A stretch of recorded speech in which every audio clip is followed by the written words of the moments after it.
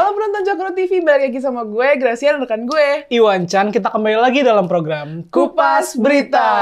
Seperti biasa, acara Kupas Berita ini ngebahas berita-berita yang lagi heboh nih. Kita bakal pilih berita yang menarik dan kita bahas bareng-bareng. Kalian juga bisa nimbrung di komentar di bawah ya. Nih, kita masuk ke berita pertama nih, Bang. Apa tuh, Gra? Lagi-lagi nih ada yang nyalahgunain platform. Kenapa sih gue bilang nyalahgunain platform? Soalnya kan Bang, setiap platform itu kan ya pasti positif ya. Dan itu pasti ada positif sama negatifnya. Tergantung penggunanya gitu kan. Nah, ada aplikasi yang sebenarnya dibuat tuh tujuannya bukan buat ke arah negatif. Tapi malah digunain sama oknum buat ke arah sana gitu. Contohnya gimana? Jadinya bermasalah kan. Selain bermasalah tuh juga ngeresahin banget gitu Bang. Tar dulu nih, Gra. Tar dulu. Nggak usah ngegas dulu nih ya. Nih, beritanya apa ini? Aplikasi apa? Maksud lo apa ini maksudnya? Jadi Bang, ada berita kalau misal ada 2 orang yang ngelakuin aksi yang nggak senonoh di aplikasi live streaming gitu. Nah, nama aplikasinya tuh Dream Life. Udah ditangkap sih sama polisi. Nah Bang, Kasat Reskrim Polres Metro Jakbar, Kompol Andri Kurniawan ini ngejelasin kalau penangkapan 2 orang itu tuh berawal dari patroli cyber yang dilakuin di unit ini, subnit cybercrime-nya Polres Metro Jakbar itu. Waduh, Gra, gue juga kemarin ngeliat tuh beritanya tuh, Gra. Infonya nih dari hasil penyelidikan itu kan mereka nemuin konten yang berbau pornografi kan, yang lu bilang tadi kan. Itu tuh dia live streaming yang akunnya itu diunggah sama Upil sama Yayang. Waduh. Nah, itu tuh dia pokoknya kayak meliuk-meliuk gak jelas gitu lah di live streaming. Apa nih? Dia mau cosplay jadi ular kobra atau gimana? Tapi ya mereka tuh ngelakuin hal itu tuh lagi-lagi Bang, demi uang. Oh, kayak ini ya, apa? Kayak kayak nenek gayung. Bukan nenek gayung. Yang ngemis online itu ya. Iya, tapi kan nggak gitu juga caranya nggak sih? Masa meliuk-meliuk jadi ular kobra iya nggak sih. mungkin. Kayak gimana gitu ya. Ya mungkin dia mau nyari duit instan gitu. Gitu. Jadinya yang ngehalalin segala cara. Padahal ya harusnya nggak boleh juga kan ya. Iya, nggak itu boleh tuh parah gitu banget sih harusnya. teman-teman. Harus dibasmi tuh kayak gitu-gitu ya. Kayak apa ya Bang? Soalnya tuh banyak loh aplikasi yang tujuannya itu nggak ke arah negatif. Kayak Twitter, Telegram, atau yang lain-lain. Tapi malah dijadiin tempat hal-hal kayak gitu. Gue tuh udah beberapa kali ya, gue tuh tahu tuh aplikasi virtual yang bisa live streaming gitu. Ada yang emang cuman buat nyari temen atau ya something. Tapi ya oknum-oknum yang kayak gitu tuh malah nyalahgunain. Jadi emosi sendiri kan. Padahal kan ya nggak itu tujuannya gitu. Kok jadi kesini gitu. Kalau lu biasanya mainnya buat ngapain tuh? Ya gue waktu itu buat cari teman sama buat ngobrol-ngobrol. Ada aplikasi Bang, yang dulu gue mainin itu, dia tuh cuma bisa suara aja. Nah itu tuh biasanya kayak buat ngobrol-ngobrol, nyanyi-nyanyi. Entah pokoknya buat, ya ada podcast-podcast juga. Ya pokoknya buat, nuangin bakat-bakat orang gitu. Tapi ada aja gitu oknum-oknum yang ya bikin negatif-negatif kayak gitu. Tapi versi suaranya gitu. Kan kayak apa banget gitu loh. Ada aplikasi yang buat nyanyi, malah disalahgunain. Kayak apa sih gitu loh. Nah itu Gra yang tadi gue bilang tuh, padahal kan ini kan live streaming ya, itu kan bisa dipakai buat hal-hal yang lebih positif lah, yang lebih bagus, kayak shopping, live shopping gitu kan ya. Terus kalau misalnya ada platform yang bisa yang suara doang yang tadi lu bilang tuh, itu kan bisa dibikin acara live podcast, ya nggak? Itu kan positif, ya nggak? Dan bermanfaat buat orang banyak juga kan.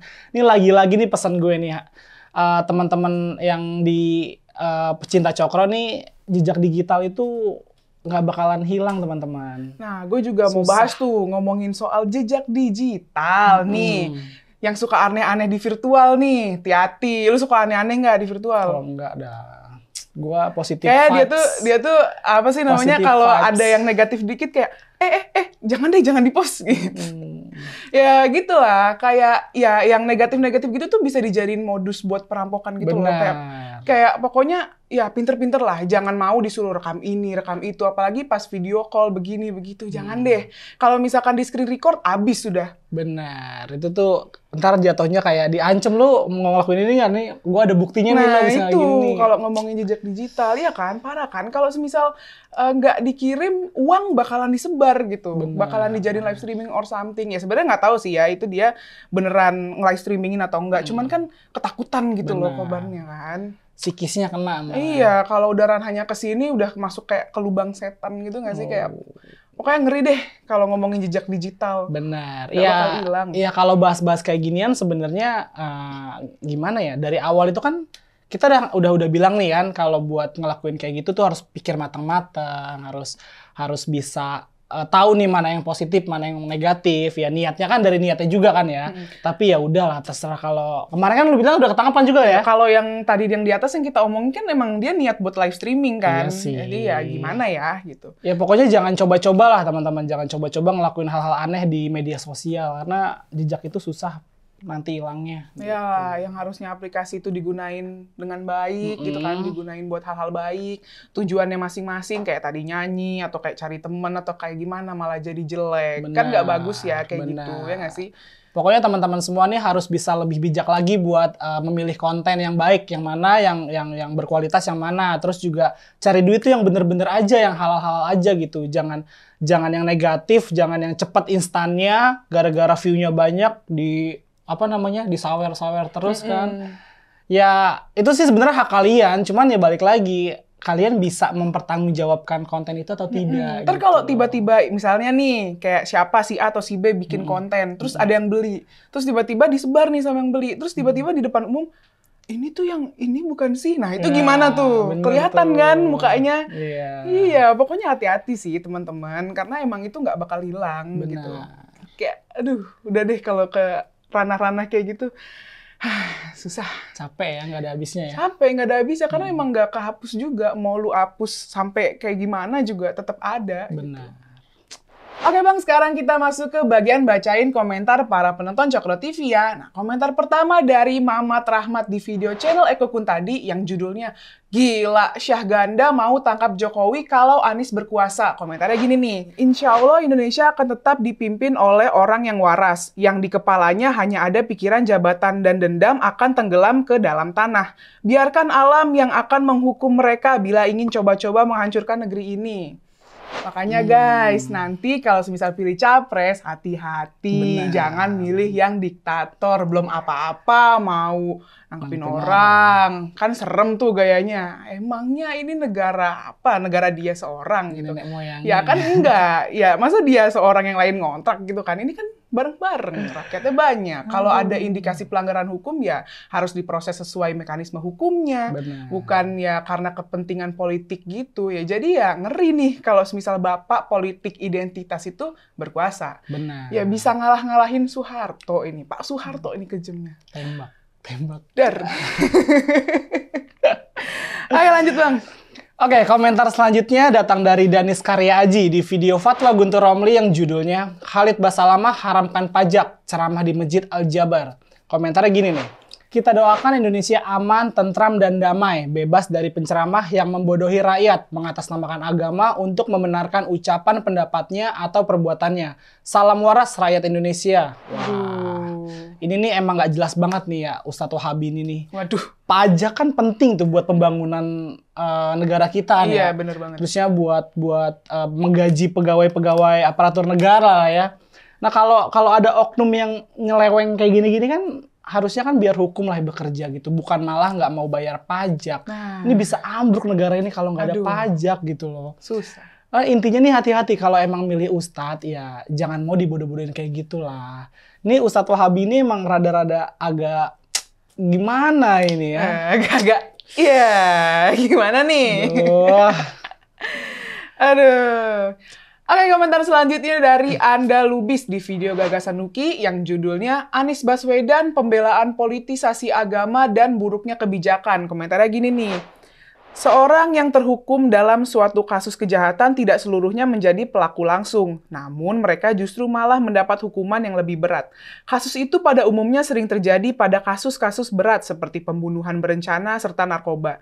Demikianlah sesungguhnya yang dilakukan Anies. Dia memang bukan pelaku langsung praktek politik identitas yang terjadi di lapangan, tapi dia tanda kurung Anies ini adalah dalang aktor intelektual yang bermain di belakang layar.